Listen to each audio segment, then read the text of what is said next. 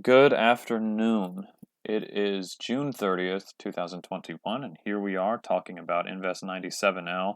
We're going to briefly talk about 95L and why it died.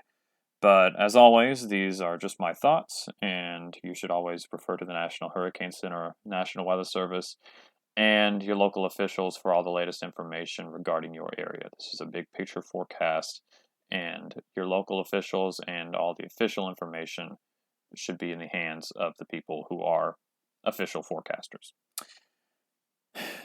Here we are in the central Atlantic looking at what looks like a mid-September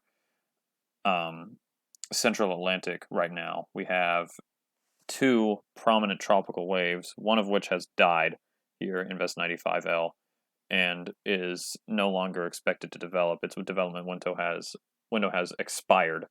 And here we are with the much more impressive Invest 97L. Now this is a very impressive tropical wave for this time of year. This is probably one of the most impressive waves you will see for a system that is developing late June, early July, because typically the background state for the Atlantic is very unfavorable for this type of system to develop this far out in the deep tropics in the main development region. And we'll get into why this has been so favorable for the system and why it will continue to be favorable as we progress in this video here. But so far, we're looking at a system that has wrapped up really well and is on the verge of becoming a tropical depression or storm here. You can see the mid-level circulation that has generally organized here, and you have a lower level circulation that's trying to tighten under this intensifying convection here on the southern side. And this has been really getting itself together pretty quickly here, and this is kind of concerning as this is heading towards the islands here. You can see the Leeward Islands and Barbados in particular, which has been hit in most of the model runs here. And this is moving pretty quickly off to the west-northwest and at about 25 to 30 miles per hour here. This is moving very fast and will be in the islands in probably a couple days.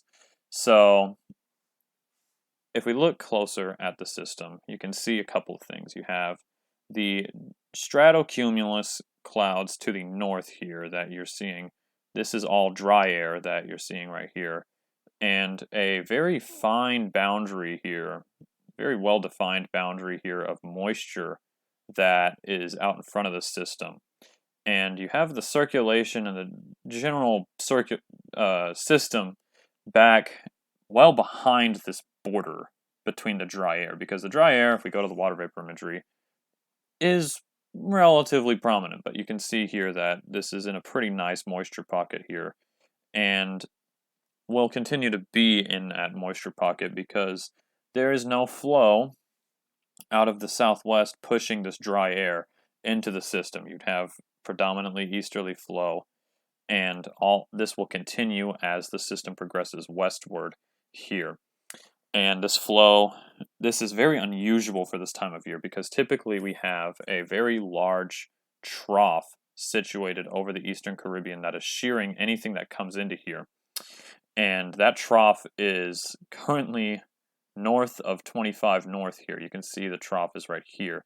And this is nowhere near where it normally is this time of year. And so you have a predominantly ridging pattern sitting over the central Atlantic. And this is providing very light upper level flow aloft and has allowed for this convection on this particular wave to really get going, and the circulation will get going in tandem with that convection, and we should see a strengthening system upon approach to the Leeward Islands and the Eastern Caribbean.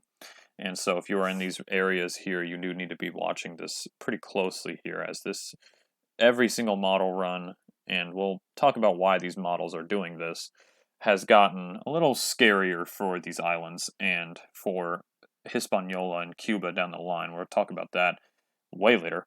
But here we are on the GFS model here as the system comes into view. This is 36 hours from now, 7 p.m. July 1st.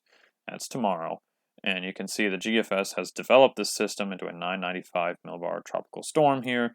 And you can see this upper level ridge where the Tut is right here, this trough that should be, down here in this area is way to the north. And this is very atypical for this time of year. And you have the generally easterly flow aloft that is pushing this storm to the east, and the steering flow is the same.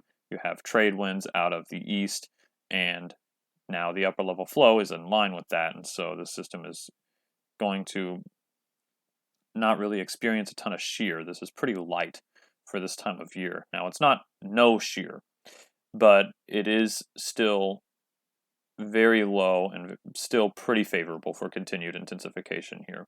It may run into some problems, but it's not going to be so much that it kills it before it even gets to the islands. And so, again, very unusual for this time of year.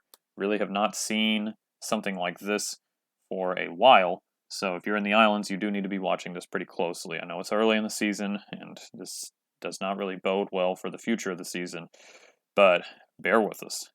So as this comes forward, you can see that it gets centered more under this upper level anticyclone, and you can see the generally light flow around the system. You have still easterly flow, and that's particularly enhanced by the system's convection here. So this is a little distorted, but the easterly flow aloft generally is light. And if we take an area average sounding of this region as the storm is approaching the islands, you can see there's shear here.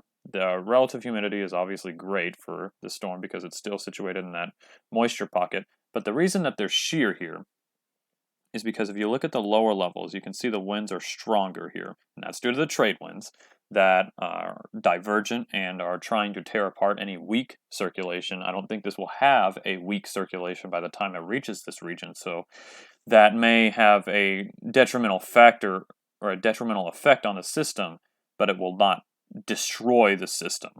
And then you have the upper level flow here that is a little weaker, and we're sitting at 15 to 20 knots rather than 35 to 40 knots here. And so that creates a shear vector that is directly out of the west. So you have stronger flow here, and then you have the weaker flow here. And so it tilts the system's vortex generally back to the east because you have a flow that is out of the west that is created by the lack of flow in the upper levels. And so this may create some speed shear that is detrimental to the storm's development here.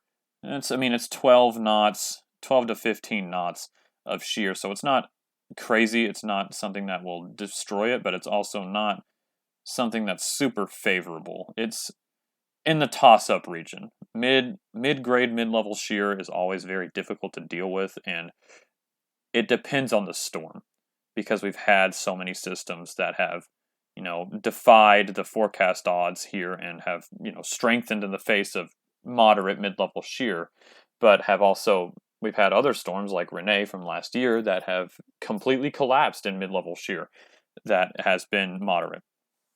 So it really depends on the strength of the circulation as this comes westward. And as you can see, this remains in an anticyclonic environment all the way through its trip in the Eastern Caribbean. And really, the only thing that is a problem for this is its interaction with Hispaniola. And this will be a tightrope walk here as this comes up to the west-northwest. And the reason that this comes up north, if we go to the steering flow here, this is around the same time that it's passing through the islands. Here it is on the time that we started at 48 hours, 7 a.m. July 2nd.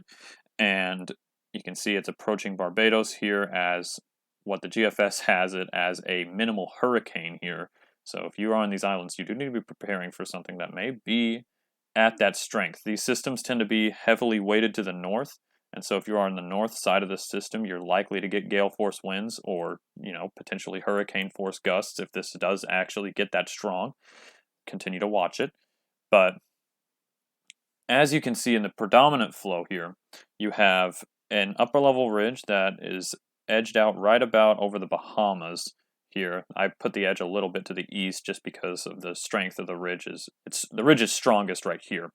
And so we have a trough that is also coming out in the northeastern United States here, or the northeastern third of the United States here. And as this comes into view, this actually pushes this ridge back and tries to flatten this ridge so that you can see right here where the ridge is flattened, and that will become the entire shape of the ridge here. This will generally be flattened as this trough pushes off to the east and will push this ridge downward into the system and create a weaker ridge that cannot keep the system to the south, because the flow out of a stronger ridge would generally be generally out of the north and east. But since it's weaker, the flow would be predominantly out of the east or even out of the southeast.